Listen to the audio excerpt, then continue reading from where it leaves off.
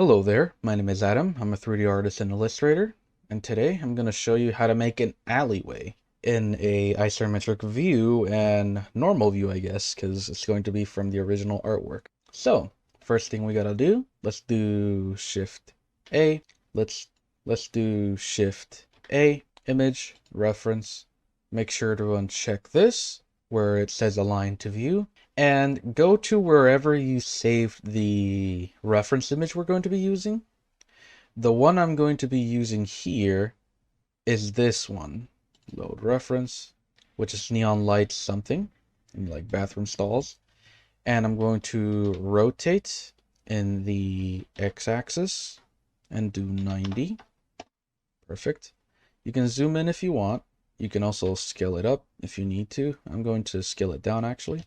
GX, move it to the side, and we're basically going to be making this here. The second thing we got to do is go over here to edit, go to preferences, and over here on add-ons, make sure to search for extra and turn on add mesh extra objects and search up loop and do loop tools.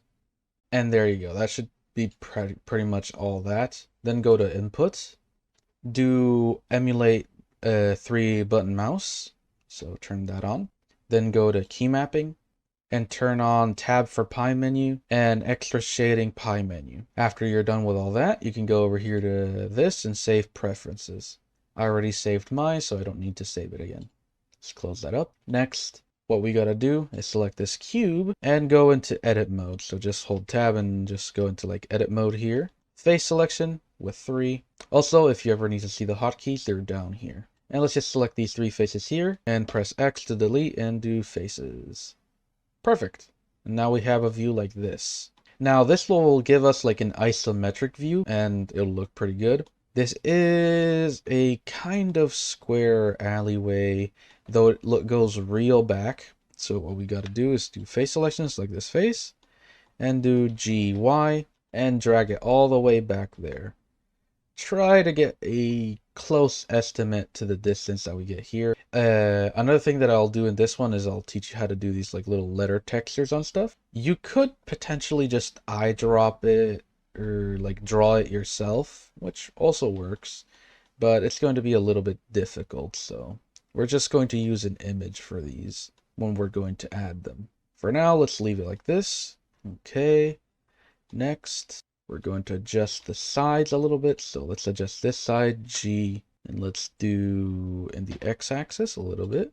There we go. Just make it a little bit more wide. And I guess we can just start making things. Before we do that though, let's scale this down a little bit more. And let's make this modifier. And let's add a solidify modifier. And let's do 0.09. And thickness, it's a bit too thick, so let's do 0.04 instead. Make sure to do even thickness and click on apply. You don't really need to wait to apply it. There you go. That looks pretty good.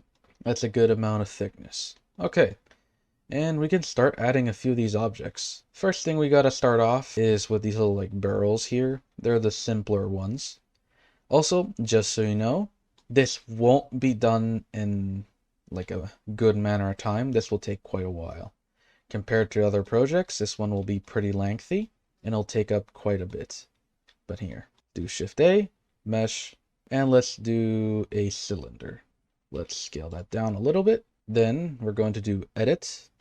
So let's just keep this as a reference. GX, move it a little closer. Let's go into edit mode, do Control R, and we're going to add a loop up here. Control R again. We can add another loop. Add one about here. Add one in between these two, like about there. Do Control R, scroll up. Add like 3 loops there. We do the same down here. We add 2 for this one. Now we do edge selection. Select this edge, scale it down, and we do the same with this other edge here. And we're basically rounding off this edge here, like that. Perfect. Next, we got to do that with this inner one right here. So let me just select this, scale it down, select the next one, And we just keep scaling it down like this, slowly but surely, as we go upwards. Because right now we're working on the gas canister itself. So you can select all these, by the way. Scale all of these down quite a bit. Then do GZ. You can hold shift to adjust it slowly. You can scale it down even more until you find its comfortable shape. GZ. Hold shift. There we go. And it should look something like that for now. But that's because we need to add these other pieces to it. So there, that's like the first part of the canister. You can go into X-ray mode, select this bottom part, and do GZ, and you can make the canister a little thicker. There we go, much better. But now we need to do one more little piece. Do Shift A, Mesh, and let's do a cylinder again. Except this one we're going to scale down. Scale it into Z-axis. Press 7 on the numpad if you have one. I really do recommend you have a numpad for Blender though. We're just going to center it like this, scale it down a little bit more. There we go. GZ, move it up.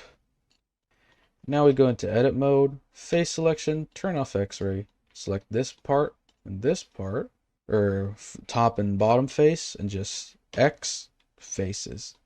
And there you go, we have that. Next, we have to add these little gaps in between. So let's do edit mode, Control R, and let's add one like really thin loop up here, Control R, and another one about here. There we go. Now let's do face selection, and let's select the faces we want to delete. Usually it's something like this. How thick do we want that to be? I guess 3 in thickness. So 3 in thickness, and then it's 1, 2, 3, 4, 5, 6, 7. There we go.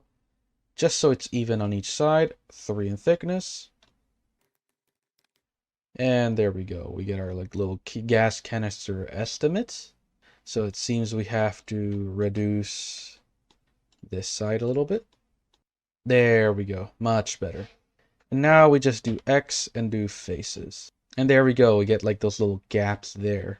Next, let's go vertice selection, X-ray. You can press 1. Select these, GZ, hold shift. Let's make it kind of thin. There we go. Now you can just get out of X-ray and get out of edit mode. And let's add a modifier. And let's add a solidify to this one. And do 0.09 on this. There we go. And we get like the correct thickness for it.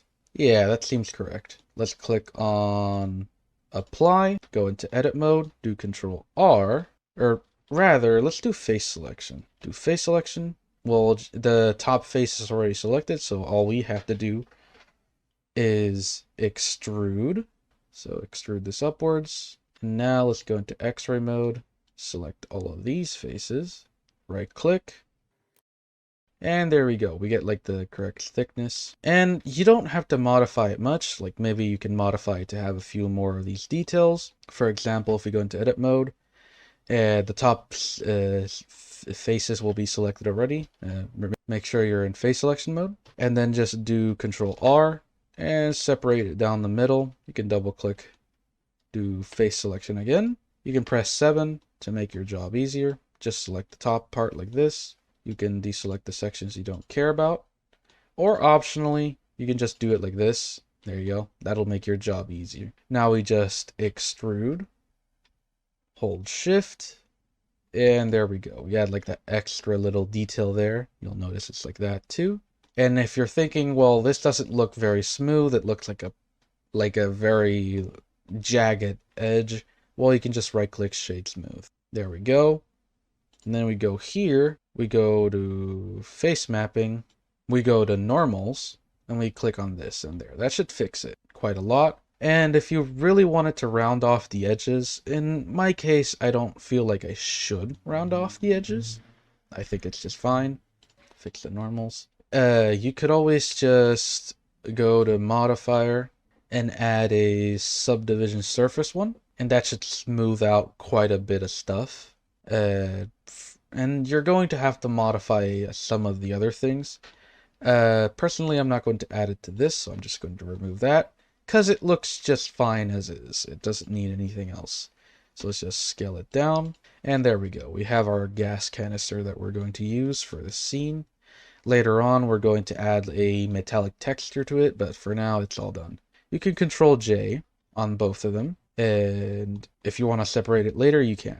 So let's just scale it down. We have one asset done. Let's press 1, G, move it into place. Also, another thing, it will help. Let's just add a bevel modifier to this. And let's do 0.02. There we go. And let's add 3 segments. You can reduce it even more to 0.01. There we go. And that basically just helps with this view, just so you know where the floor is. So if you press G, you'll know, okay, that's exactly where the floor is. So that's only a temporary thing. You can remove it afterwards, but I'll leave it for now. And the gas canister seems to be very tiny, almost like this size compared to the rest of the alleyway. That seems correct. G, move it into place. And there we go. You can press 7, do Shift D, and put it next to the other gas canister. There we go. There's another gas canister, and then there's a giant like barrel right here. So let's do Shift A, and let's just make that barrel.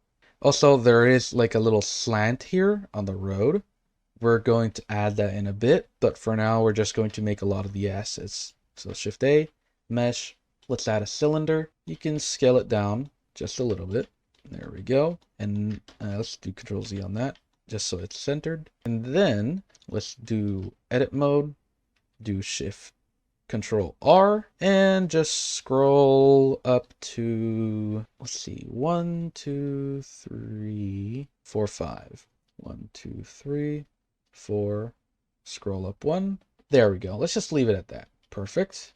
Let's go into edit mode and let's scale it in the Z-axis only a little bit. There we go. Go back into edit mode. And now we have to add these little like rivets in between them. To do that, we just do Control R again, and we add these little edges here, just like this. And you don't need to do a specific distance or anything. It just needs to look kind of good. Control R on this top part, and let's do face selection. Select this face, delete it. Now, what you want to do is do edge selection. Select this edge here, and press extrude, and then S. Then right click, or actually before you do that, you can keep scaling it inwards. And do it to about there. Then extrude again, constrain it to the Z-axis. And then just press F. Just to like cut it off there. And then we can adjust it as we go. So right now, do Control R again. And let's add a little outer ring about here. Let's do face selection, double click on this little edge here, and we can just extrude this upwards like this. Or optionally, we can just select this and extrude it downwards like this.